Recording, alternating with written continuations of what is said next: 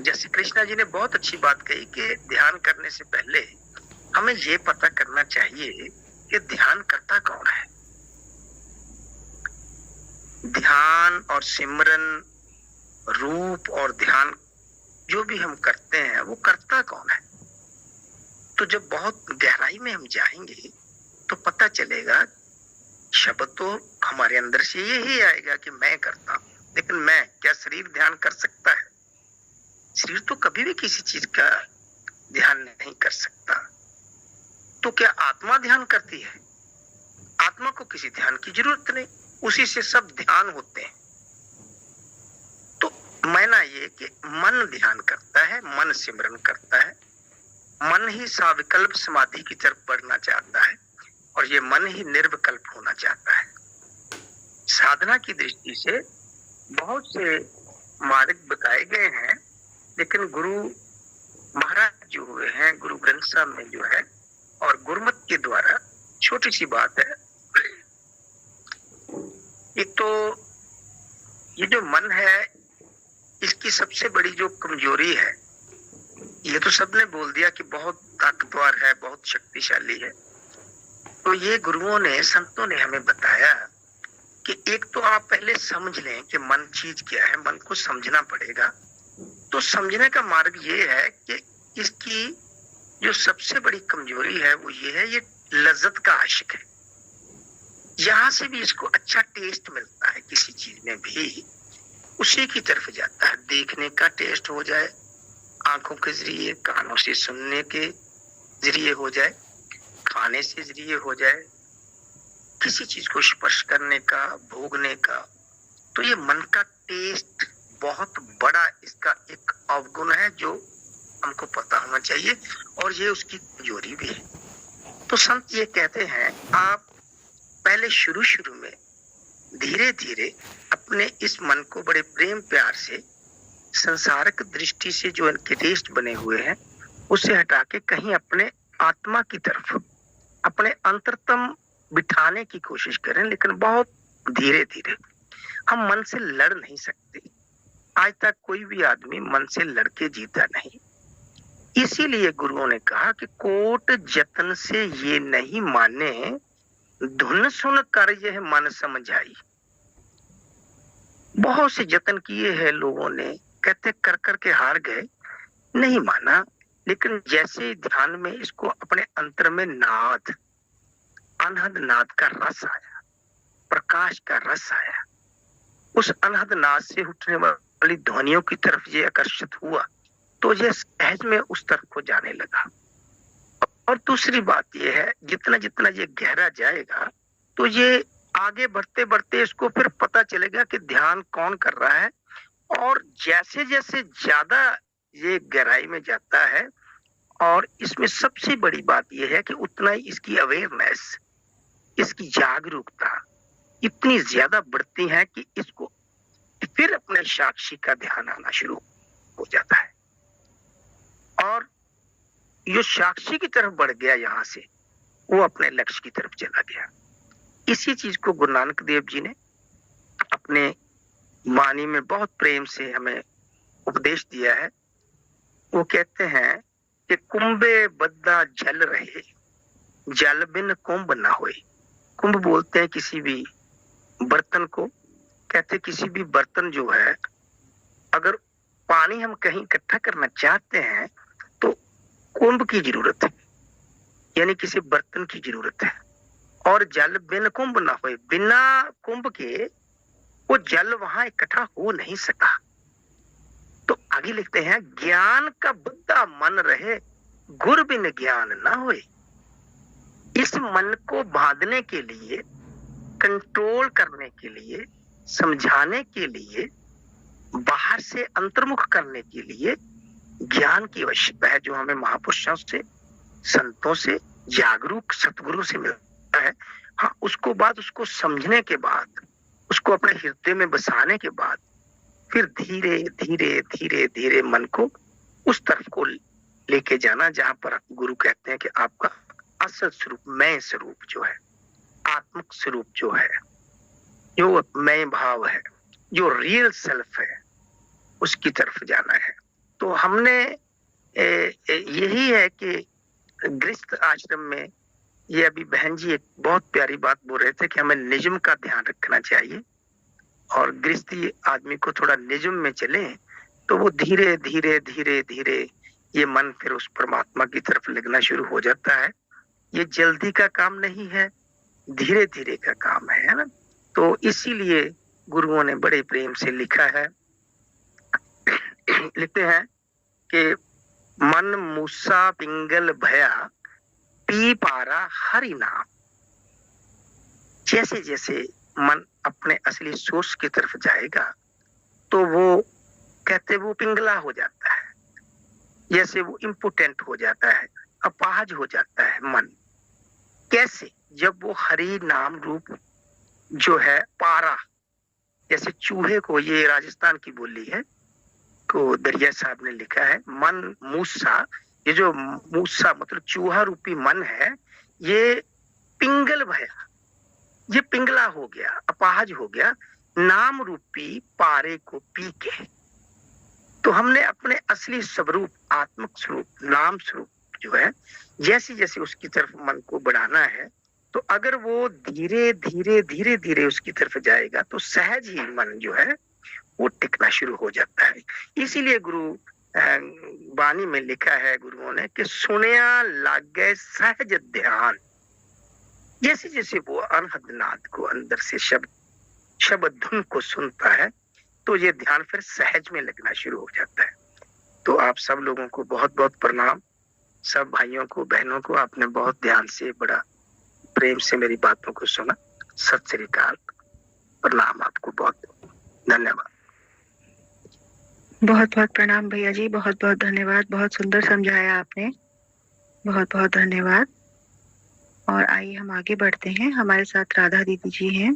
दीदी जी प्रणाम, आप इस विषय पर अपने भाव रखिए।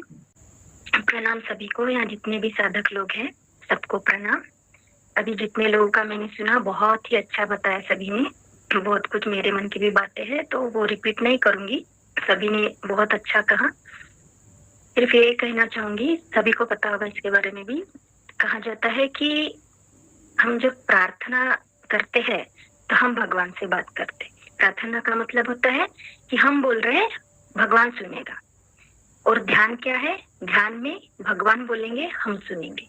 यानी ध्यान है परमात्मा को सुनना, हम परमात्मा को सुनने जा रहे हैं। तो जब हम किसी को सुनना चाहते हैं तो क्या करते हैं? बहुत अच्छे, जिससे हमें प्रेम है या फिर किसी की बात सच में हमें सुननी है। जैसे किसी की सुननी नहीं है, कोई बोल रहा है तो हम उसको सुनते तो है लेकिन सुनकर भी अनसुना करते हैं, मन में कुछ और ही चलते रहते हैं क्योंकि नहीं सुनना है। लेकिन जब किसी को सच में सुनना है तो क्या करते हैं? पूरा फोकस इस तरफ करते हैं। और दूसरी बात क्या करते हैं? हम शांत रहते हैं।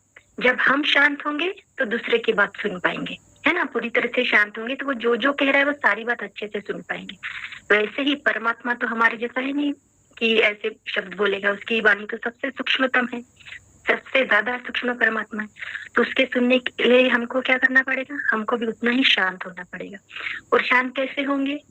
प्रतीक्षा करनी पड़ेगी। क्यों करनी पड़ेगी? क्योंकि बाहर किसी चीज को सुनने के लिए तो कुछ चीजें हम बंद कर सकते हैं अपने हाथों से, लेकिन कुछ चीजें बंद नहीं कर सकते। जैसे ट्रैफिक में है, अभी जैसे सिग्नल बंद होने वाला है, 9 बजने वाले हैं और ट्रैफिक शुरू है और मेरी फ्रेंड उस सिग्नल के उस पार खड़ी है और मुझसे कुछ बोल रही है, लेकिन ट्रैफिक की आवाज इतनी ज्यादा है कि मुझे सुन नहीं पा रही। तब मैं वो ट्रैफिक को हटा सकती हूँ क्या? नहीं। तो मुझे प्रतीक्षा करनी पड़ेगी कि थोड़ा ट्रैफिक कम हो जाए, फिर मैं उसे सुन पाऊँ। फिर धीरे धीरे मैं प्रतीक्षा करूंगी, ट्रैफिक चला जाएगा, कम हो जाएगा, फिर मैं उसे सुन पाऊंगी। तो ऐसे ही अंदर हमारे ट्रैफिक शुरू है, बहुत कुछ शुरू है, ये आता है वो तो हमारे बस की बात नहीं है। वो क्या हम उसे हटा सकते हैं? नहीं, सिर्फ प्रतीक्षा कर सकते हैं क्योंकि बहुत कुछ भरा है मन में। और दूसरी बात है, ये जो मन है, मन के द्वारा ही जो बाहर हो रहा है, शरीर और मन के द्वारा, मेन तो मन ही है ना। तो उसको भी आदत क्या है? हमेशा बाहर रहने की, यहाँ देखो वहां देखो, इससे फोकस करो, उसका ध्यान हमेशा बाहर ही रहा है और एक चीज पे तो कभी रहता है नहीं। हमेशा उसको यहाँ से उछल के वहां जाने की आदत है। तो जब हम पहले तो ध्यान तभी शुरू होता है जब परमात्मा के प्रति प्रेम हो, तड़प हो, या फिर कोई भी कारण ऐसे, उससे ही शुरू होगा। वरना तो इतने गुरु लोग हैं, इतना ध्यान के बारे में बोलते, ये सबको नहीं होता, कोई इंटरेस्ट भी नहीं रहता। कितने लोग हैं, है ना, बहुत कम लोग आते हैं। कोई की चलो हेल्थ के लिए आते हैं, वो भी रीजन हो सकता है, लेकिन परमात्मा के लिए कम लोग आते हैं।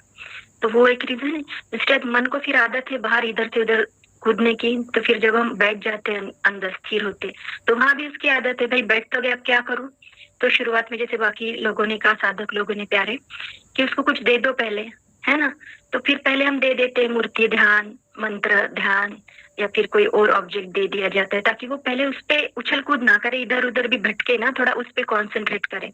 और थोड़ी भक्ति भी जागरूक हो, तो भगवान के गुण गान रूप ध्यान दिया जाता है, ऐसे भगवान के गुण का ध्यान करता है वो। ये सब धीरे धीरे धीरे आगे बढ़ता है। फिर वो जैसे उसका थोड़ा फोकस भीतर बढ़ने लगता है, वो एक चीज पे ठहरने लगता है। तो ठहर ठहर के मन की आदत क्या है, वो ज्यादा देर किसी चीज पे टिकता है नहीं, भले ही थोड़ा लॉन्ग ठहरे लेकिन ज्यादा देर तो टिकेगा नहीं। फिर भीतर भी वो देखिए, मंत्र जाप भी करने वाले मंत्र जाप करते रहते, एक टाइम आता है कि कहते हैं बस अब इसके बाद नहीं करना है, क्योंकि शांत होना चाहते हैं। रूप ध्यान भी कर करके एक बार ऐसा होता है कि हाँ अब रिलैक्स हो जाए, तो ज्यादा देर तक टिक नहीं पाएंगे। फिर वो मन छोड़ देता है वो भी बात, और चुपचाप रह जाता है। तो जैसे वो चुप रह जाएगा ना, तो अचानक हमें बोध होता है कि नहीं और भी कोई है जो देख रहा है, वो झलक मिलती है। बस वो झलक पाने के लिए तो सब कर रहे हैं हम, है ना। तो झलक जैसे मिल जाती, हमने वो पॉइंट पकड़ लिया, फिर हमेशा हमेशा फिर ध्यान करेंगे, तो जैसे बैठेंगे तो वो अनुभव हो गया ना अपने पॉइंट का, हमारे केंद्र का, तो हम वो आसानी से वहां आ जाएंगे। फिर ये वहां जब हम आ जाएंगे उस पॉइंट पे कि मैं देखने वाला हूँ, मन का लय हो गया और हम अपने स्वरूप पे आ गए। हमने जान लिया कि अंदर कोई है जो देख रहा है, मैं हूँ, कुछ तो भी है जो सिर्फ देख रहा है, और वहां पे कुछ भी नहीं है। जब वो पकड़ में आ जाएगा, तो उसके बाद फिर जैसे ध्यान में बैठने लगेंगे, ऐसे नहीं कि कैसे भी एक ही जगह बैठे, किसी कुर्सी में बैठ सकते, लेट भी सकते। तो जैसे मन में विचार आएंगे या फिर कुछ भी भाव आएंगे, तो हम उसको उस पे फोकस नहीं करेंगे। जैसे शुरुआत में क्या है, मन ने कुछ पकड़ के रखा है, उस पे फोकस है। बाद में फिर मन चुप हो गया, फिर हम अपने केंद्र पे गए। फिर जैसे हम अपने ध्यान में बैठेंगे, तो हम देख पाएंगे कि मैं अलग हूँ और विचार अलग है। फिर बहुत कुछ उठेगा, ये उठेगा, वो ये विचार आएगा, वो विचार आएगा, ये दृश्य आएगा, वो दृश्य आएगा, सब विचार ही है ना, किसी भी रूप में हो। तो हम देख पाएंगे कि मैं अलग हूँ, और ये जो सब चल रहा है, आंख बंद होने पर भी जो भी अंदर चल रहा है वो मुझसे अलग है। फिर कोई अनुभव हो सकता है सुंदर से सुंदर, वो भी मैं नहीं हूँ। वो धीरे धीरे ये हमारा गैप बढ़ते जाएगा, गैप बढ़ते जाए, जैसे बैठते जाएंगे और देखने का प्रयास ज्यादा होगा, वो गैप बढ़ते जाए। फिर धीरे धीरे देख देख देख के भी कितना देखिए रस चला जाएगा। वो पहले तो शुरुआत में बहुत दृश्य आएंगे, ये अनुभव बड़ा सुंदर होगा, क्योंकि बाहर की जगत का कितना सुंदर अनुभव होता है, फिर भीतर तो उससे भी ज्यादा सुंदर अनुभव है। तो पहले तो हमें बड़ा आश्चर्य होगा, आनंद होगा, लेकिन कितनी देर करेंगे ना। जैसे प्रकाश दिखता है, कितनी देर देखेंगे। शुरुआत में तो बड़ा आनंद आता है कि वाह वाह दिख रहा है, दिख रहा है। बाद में फिर लगता है दिख रहा है, ऐसा कुछ उतना ये नहीं होता। जैसे कान में नाद सुनाई देता है, तो शुरुआत में तो बड़ा अच्छा लगता है। जैसे अभी मेरे कान में शुरू ही रहता है, तो शुरुआत में तो बड़ा सुंदर लगता था। अभी भी बीच में कभी शोरगुल भी हो तो एकदम से आ जाता है, अच्छा लगता है, लेकिन चलते रहते हैं। कितना ध्यान देंगे उसकी तरफ, ऐसे मन कहता है छोड़ो, जाने दो, वो है अपनी जगह, मैं अपनी जगह रहता हूँ। तो वो धीरे धीरे फिर हम अपने स्वरूप में रहने लगते हैं, फिर एकदम अपने बोध में ही रहने लगते हैं। फिर कुछ नहीं है वहां पे, कुछ भी नहीं, बस हम है। वो जो है वो सबसे दायक शांतिदायक चीज है। तो उसी में फिर रहते रहते वो फिर कहते कि जैसे मैं हूँ, ये भी एक विचार ही है, बहुत सूक्ष्म बोध भी एक यही है कि क्रिएट की हुई चीज है। वो भी जब लोप हो जाता है, उसके बाद हम अपने रियल इसमें आते हैं। तो उस तक तो मैं अभी गई नहीं हूँ, अभी बोध तक ही हूँ। तो इतनी जो मेरा चिंतन के द्वारा समझ में आया वो मैंने बताया, और जो बाकी साधकों ने बताया वो भी मेरे दिल की ही बात ही बहुत ही सुंदर शब्दों में बताया। सबका बहुत धन्यवाद। आप सबको सुनती हूँ, जब हमारे भीतर भी ज्ञान होता है, फिर बाकी लोग भी बोलते हैं, तो वो ज्ञान और गहरा होता है, तो हमें बहुत फायदा होता है उससे। हमारा जो सत्संग के द्वारा जो जिनको भी हम सुनते हैं ना, तो हम इस राह में बने रहते हैं, है ना। क्योंकि भटक तो सकते हैं, बाहर संसार है, माया है, आसपास कोई ग्रुप नहीं है, कोई लोग नहीं है, संसारी लोग हैं। तो सत्संग सुनते हैं, सभी साधकों की प्यारी प्यारी बातें सुनते हैं, तो वहां बने रहते हैं। तो सबका बहुत बहुत धन्यवाद, प्रणाम सबको। जी दीदी जी, बहुत बहुत धन्यवाद। आप अपने बहुत सुंदर भाव रखे, बहुत सुंदर अनुभव रखे।